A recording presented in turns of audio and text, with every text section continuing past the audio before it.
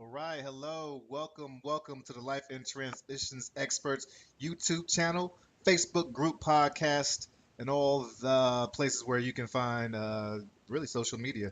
My name is Courtney Rollins. I am the host of the Life and Transitions Experts channel. Let your light shine, LITE. I'm also the founder and operator of Estate Pro Service LLC, and where we help families make the probate and estate planning process easier, all while creating income and wealth primarily through real estate. And today I wanted to talk about um, clearing up some misconceptions about estate planning, particularly a document that a lot of us assume whether we need to have, and I would agree we need to have, but some may assume some things about it that aren't necessarily true. And that is talking about the last will and testament document. Now, I do have to give a disclaimer. I am not an attorney, nor am I giving legal or financial advice, just sharing my experience, and hopefully it's helpful to you. But please seek legal advice, particularly from that happy law, which is estate planning. Quite often they call it happy law because, even though we're talking about things like death and preparing for that, it still can be very people can feel a lot of security in making sure that their legacy is protected and established by having these things in place. So a will, last will and testament is not enough in North Carolina. Let's take a look at some of the reasons why. And this is going to be probably two parts. I'll show why a will is not enough, and then some legal documents in the next part, probably tomorrow, of what you can do to make sure you have that. So let's take a look at what probate is. Probate is the legal process for settling the affairs of someone who's passed away. If you die with property in your name, or if you die with debt in your name, and you don't have legal instruments in place or documents in place, your family will have to go through probate, and it's long quite often. It's public, and it can be pretty expensive with all the filing fees and the regulations that are set forth there. So it's something you really want to avoid.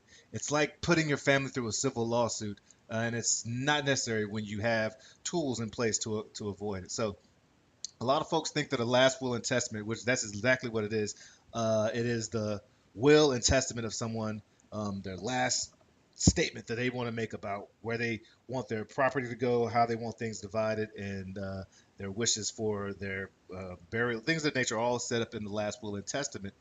And it is a I would almost say legal suggestion to the state that is directed to.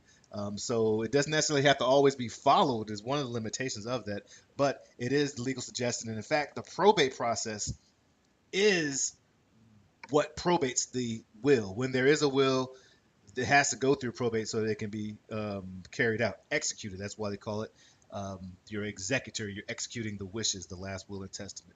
And the will serves as the legal guide or the suggested guide. Again, it doesn't always have to be followed, but in most cases, we try.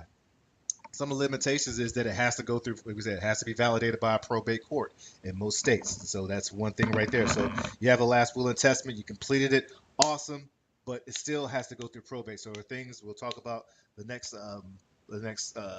podcast on what you can do to avoid it. But it is still good to have because at least you have a guide telling the state how you want things carried out. Again, it is public record, so folks really like me and other folks who are looking for people who may need support can follow you. So whether that's a good thing or a bad thing, it really depends on your situation. And some people like to have their stuff private, so know that your will has to be public, so that I mean, that's the testament. That's by law. Other thing that it can go through disputes and challenges, whether it's disputing whether it's valid or disputing whether it's needs to be followed. There can be disputes and challenges that still can be addressed even if you have a will and testament. There's also it has limited control over like non-probate assets. There are some assets that don't go through probate. Whether if you have like a bank account that has designation of beneficiaries, or there's a trust that owns certain properties, or there's a property like real property like a house or land that doesn't necessarily have to go through probate in North Carolina. It has limited control over there. So understanding that helps you understand the limitations that a will has by itself. A will is important, but it's limited. So those are some of the things that reasons why a will is not the end all be all. And tomorrow I'm going to go over in the next part, go over some of the ways that legal instruments and tools you can use coupled with the will to make sure you have a comprehensive estate plan. Feel free to reach out to me if you want to take advantage of the network of estate professionals that I do know in North Carolina and in the nation. Courtney at estateproservice.com, or go to estateproservice.com and check out some of the resources we have there. Love helping folks out. It's the way I get to give and get to be, compensated for it. I found a lot of property that way.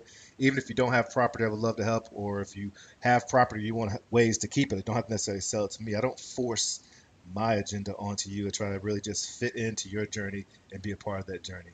All right. So I would love to hit the like and subscribe so we can meet and reach more people as well. That is the Life in Transitions Experts YouTube channel. That's LITE. Let your light shine. Cheers.